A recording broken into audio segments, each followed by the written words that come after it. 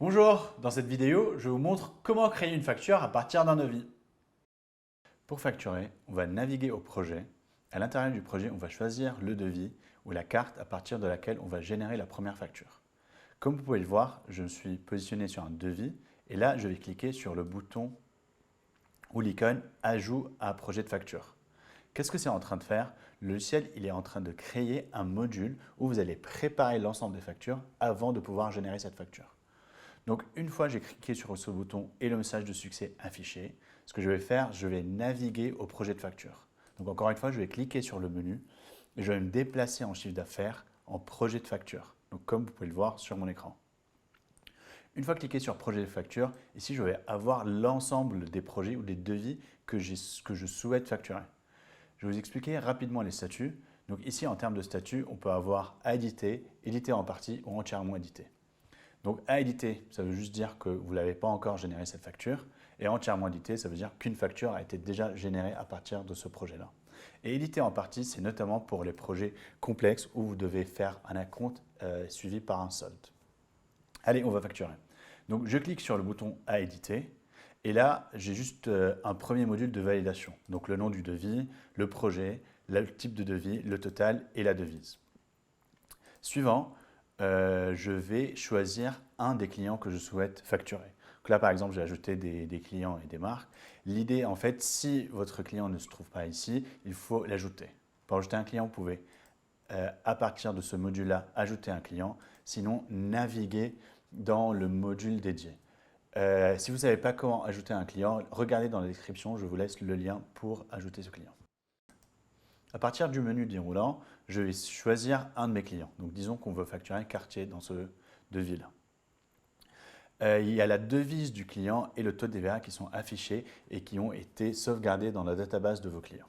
Je vais cliquer sur « Suivant ». Donc, dans l'onglet « Suivant », le logiciel va me demander le nombre de factures que je souhaite générer à partir de ce même projet. Comme le mentionnais tout à l'heure, si je veux générer un acompte suivi par un solde, en fait, ici, il faut dire « Je veux 2 factures ». Du coup, je vais choisir 2 factures et je vais cliquer sur « Suivant ».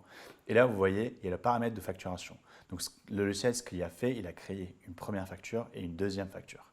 Et là, en fait, tout ce que je vais faire, je vais ventiler mes factures par pourcentage. Qu'est-ce que ça veut dire? Ça veut dire que ces 19 000 € que je vais facturer, je vais dire au logiciel, je vais facturer un acompte de 40 et le solde, il va calculer le solde pour moi. L'idée, c'est en fait, s'il y a un bon de commande, là, je vais le saisir. Je vais le définir ici.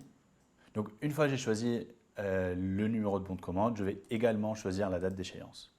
Donc, disons par exemple le 1 novembre pour le premier et la date d'échéance pour le second, le 1 décembre.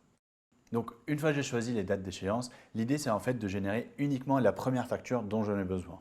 Donc là, avant de générer la facture, on peut cliquer sur Aperçu afin de voir à quoi ressemble cette facture.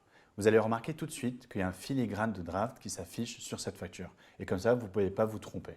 Vous remarquez également qu'ici, il y a le logo et les données de votre société. Ici, vous voyez, il y a les données de votre contact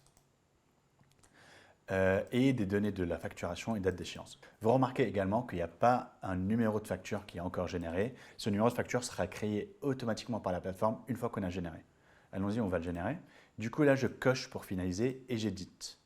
Du coup, en fait, ce que le logiciel il est en train de faire, il est en train d'enlever le filigrane. Et donc là, j'ai accepté de le télécharger. Et on va le voir ensemble. Donc, il n'y a plus de draft de filigrane. Et vous regardez, bon, vu que c'est ma première facture sur le logiciel, le numéro de facture, il est 001. Je vais enregistrer et vous allez remarquer que le statut de la facture est passé en édité en partie. Là, ce qu'on va faire, on va y aller et regarder la facture qui a été générée. Donc, encore une fois, dans le menu, je vais cliquer chiffre d'affaires et facture.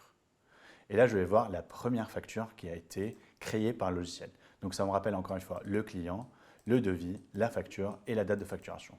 Le statut est en attente vu que je n'ai pas encore été payé ou je n'ai pas encore fait le lettrage avec ma banque pour changer le statut de paiement de cette facture. Si j'ai besoin de visualiser cette facture à nouveau, je clique sur l'icône « Voir la facture » et ça me montrer un aperçu devant moi de la facture. De la même manière, je peux cliquer encore une fois sur cette facture pour la télécharger sur mon ordinateur. Maintenant qu'on a créé la première facture, je vais vous montrer comment on va créer la deuxième et du coup clore la facturation sur ce projet. Donc, je reviens dans les projets de facture Et du coup, là, vous allez remarquer, il y a un petit bouton qui descend qui va vous montrer la première facture qui a été générée à partir de ce projet-là. Du coup, là, vous pouvez voir la différence et du coup, du solde qu'il reste à facturer.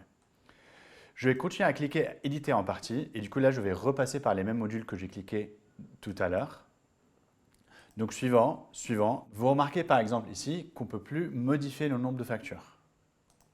Donc, une fois arrivé sur ce module, je vais cocher pour finaliser et éditer. Et du coup, là, la facture a bien été créée. Du coup, ça, c'est la deuxième facture, donc la facture du solde. Et du coup, vous allez remarquer que ici, une fois que j'ai enregistré, le statut passe ici entièrement édité, avec le petit message de succès. Là, encore une fois, je vais revenir au module de facture pour vous montrer les deux factures qui ont été générées. Donc, bim, facture 1, facture 2.